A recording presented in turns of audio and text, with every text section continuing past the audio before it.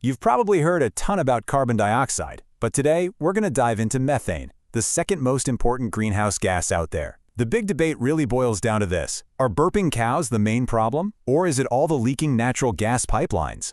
In this explainer, we are getting right into the thick of the arguments between farmers, the energy industry, and the folks making the policies. Wow, this quote really just cuts to the chase, doesn't it? Methane doesn't hang around in the atmosphere nearly as long as CO2, but while it's there, it packs a massive warming punch in the short term. It's incredibly powerful, and honestly, it's the key to understanding any kind of near-term action on climate. So what is it that makes methane this climate wildcard? Well, it's all about how differently it behaves compared to CO2, which is, the gas we're always talking about. So let's get into the science of it. Okay, here is the fundamental difference. Carbon dioxide, it sticks around for centuries. It just keeps building up, kind of like a debt you never pay off. Methane, on the other hand, is gone in about a decade. But, and this is a huge but, during that short time, it is over 80 times more powerful at trapping heat than CO2. Think of it like this: it burns incredibly hot, but it burns out fast. And that incredible power, well, it really adds up. Right now, methane is responsible for about 30% of the global warming that we are all experiencing. So yeah, this isn't some minor character in the story. It's a main player, for sure. And this is exactly why policymakers get so focused on methane. That combination of a short lifespan and super high potency, it just screams opportunity. If dealing with CO2 is like running a marathon, then cutting methane is like winning a sprint. You get much, much faster benefits, and you could potentially slow down warming in just the next decade. All right, so if we're going to cut methane, the first most obvious question is, where the heck is it all coming from? Let's pull out the map and find the sources.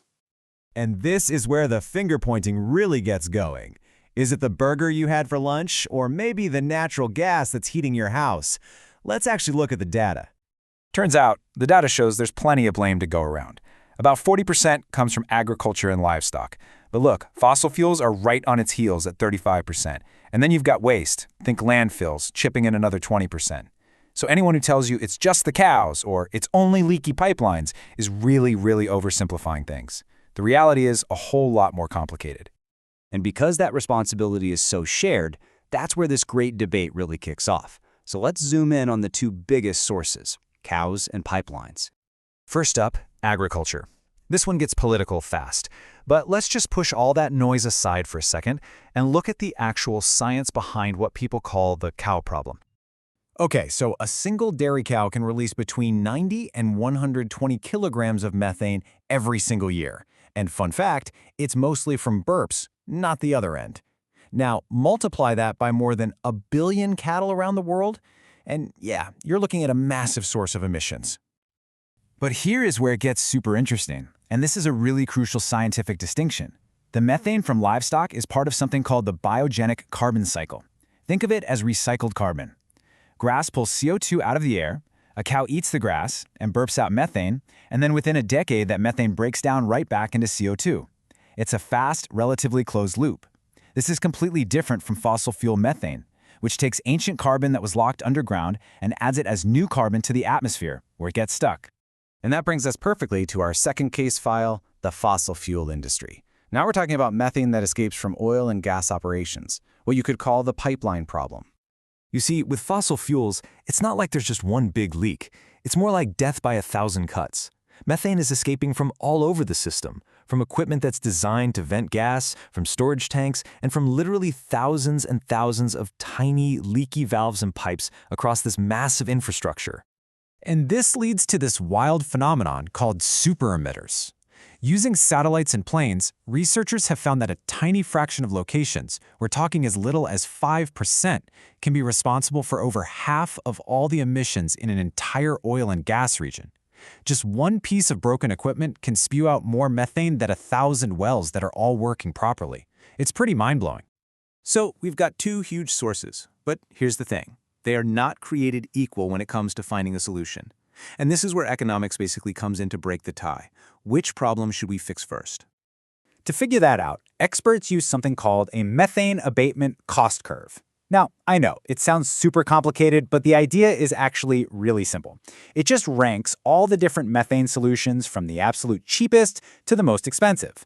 And get this, some of them are so cheap they actually make money because you can capture the gas you saved and sell it. Others, not so much. So we can basically simplify that whole curve into a strategic hit list. The low-hanging fruit, the really cheap wins, are things like fixing those oil and gas leaks and capturing gas from landfills. Then you've got your moderate-cost solutions, like putting manure digesters on farms. And then, way at the end, you have the really complex and expensive stuff, like trying to change a cow's biology with special feed additives. So, when you put the science and the economics together, a really clear, pragmatic path forward starts to emerge from all this debate. All right, let's do a quick myth-busting round. Myth 1, it's all the cow's fault. Fact is, it's a shared problem between farming, fossil fuels, and waste. Myth 2, all methane is created equal. Nope, the recycled carbon from the biogenic cycle is fundamentally different from adding new fossil carbon. And myth 3, it's impossible to track. Actually, new satellite and drone tech lets us pinpoint these leaks with incredible accuracy. And that brings us right to the core takeaway. The most logical thing to do is to start where we can make the biggest dent for the lowest cost. That means going after those big, easy-to-fix leaks in the energy and waste sectors first. You lock in those immediate climate wins, and that buys us precious time to develop the more complicated solutions we're going to need for agriculture.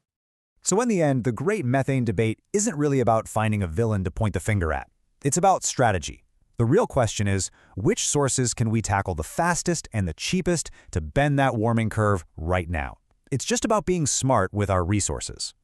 Which leaves us with one final pretty tricky question to think about. When it's time to pay for all these fixes, what's the fairest way to do it?